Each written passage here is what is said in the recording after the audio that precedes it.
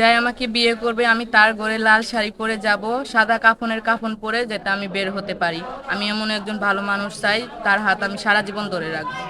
সুপ্রিয় দর্শক, আসসালামু আলাইকুম। দেশে বাইরে থেকে যারা আমাদের ভিডিওটি দেখছেন সকলকে জানাই স্বাগতম। ক্যামেরার সামনে দাঁড়িয়ে আছে আমাদের একটি আপু, শুনবো তারই জীবনের গল্প। আসসালামু আলাইকুম আপু, ওয়ালাইকুম সালাম। কেমন আছেন? আলহামদুলিল্লাহ, ভালো আছি। আপু আপনার নাম?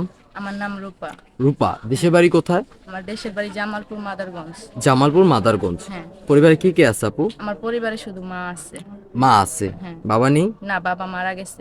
বাবা মারা গেছে, ভাই বোনও নেই? না, ভাই বোন নেই। শুধু আপনি একা? হ্যাঁ। তো আপনার পরিবারটা কিভাবে চলছে যেহেতু বাবা নেই?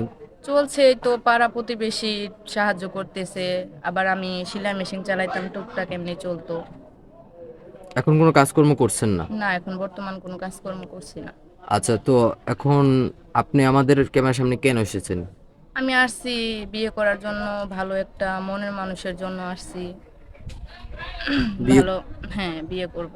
বিয়ে করবেন? আচ্ছা, তার বয়সটা কিরকম হতে হবে?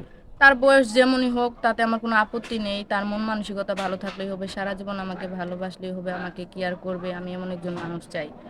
ভালো একটা মনে মানুষ চাচ্ছেন? হ্যাঁ। আচ্ছা, তার বয়স যদি 40-45 হয়? তাতে আমার কোনো আপত্তি নেই। আচ্ছা, তার ওই ঘরে যদি বাচ্চা কাচ্চা বউ থাকে, সমস্যা আছে কোনো? না, আমার কোনো সমস্যা নেই, আমি মিলে থাকবো, আর বাচ্চাদেরকে আমি নিজের মায়ের মতো আদর স্নেহ দিব। আদর স্নেহ করবেন? হুম। আপনি কি আগে কোনো বিয়ে হয়েছিল, না ভাই, আমার বিয়ে শাদী হয়নি। অথবা কারোর সাথে রিলেশন না, করিনি। করেন নাই? জি না। আচ্ছা, তো আপু আপনার সাথে যোগাযোগ করবে কিভাবে? আপনাদের মাধ্যমে। আমাদের মাধ্যমে? হুম। সুপ্রিয় দর্শক, ইতিমধ্যে দেখা যাচ্ছে স্ক্রিনে একটি নাম্বার, এই নাম্বার ইমো হোয়াটসঅ্যাপ সব খোলা আছে। আপুর নাম হচ্ছে রূপা, গ্রামে বাড়ি হচ্ছে মাদারগঞ্জ, জামালপুর। হুম। কেউ যদি ওনার সাথে যোগাযোগ করতে চান সরাসরি আমাদের সাথে যোগাযোগ করবেন স্ক্রিনে দেওয়া নাম্বারে, তাহলে আমরা অবশ্যই রূপা আপুর সাথে যোগাযোগ করে দিব। কেউ অযথা ভিডিও কল অডিও কল দিবেন না, তাহলে আমরা ব্লক করতে বাধ্য হব। আচ্ছা আপু, নামাজ কালাম পড়েন? জি, পড়ি।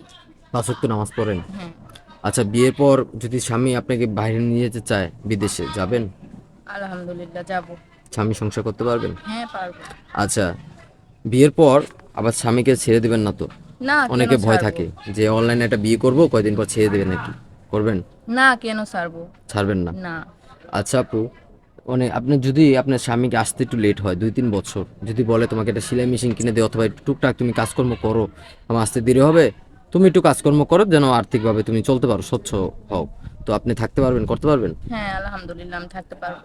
আচ্ছা, বিয়ের পর যদি বলে আপনার বাবার বাড়িতে রাখতে, থাকতে পারবেন আপনি? এখন আমার স্বামী আমার যেখানে রাখবে আমি ওইখানেই থাকবো। সেখানে থাকবেন? হ্যাঁ। আচ্ছা, বিয়ের পর যদি স্বামীর বাচ্চা কাচ্চা থাকে, তাদের দেখাশোনা করতে পারবেন আপনি? হ্যাঁ, দেখাশোনা করতে পারবো। আপনি তো আগে বিয়ে হয় না, বাচ্চা কাচ্চা রাখার এক্সপিরিয়েন্স আছে আপনার? নেই তো। বাচ্চা কাচ্চা রাখা কি এটা ব্যাপার? আমি চেষ্টা করব। ও আচ্ছা, আমি চেষ্টা করব। আবার বলো। আমি চেষ্টা করব। চেষ্টা করবেন? হ্যাঁ। চেষ্টা করলে তো কোনো খারাপ কিছু না। না। আচ্ছা, ভালো একটা মা হবেন। আচ্ছা, বিয়ের পর যদি বাচ্চা কাচ্চাকে এতিমখানা দেওয়ার কোনো চিন্তা ভাবনা আছে যে অনেক বাচ্চা কাচ্চা আমি কেন রাখবো, আমার না, তো না? আমি কেন এতিমখানায় দেবো? রাখবেন? হ্যাঁ। নিজের কাছে রাখবেন, তাই তো? হ্যাঁ। আচ্ছা, বিয়ের পর 2 সতীনের ঘর করবেন আপনি? হ্যাঁ, সতীনের ঘর করব, ভালো মিলেমিশে থাকবো বোনের মতো। হুম। তো আপু, আপনি ভালো থাকবেন, আপনার একটা মনে মনোযোগী দেওয়ার চেষ্টা করবো। আসসালামু আলাইকুম। ওয়ালাইকুম সালাম।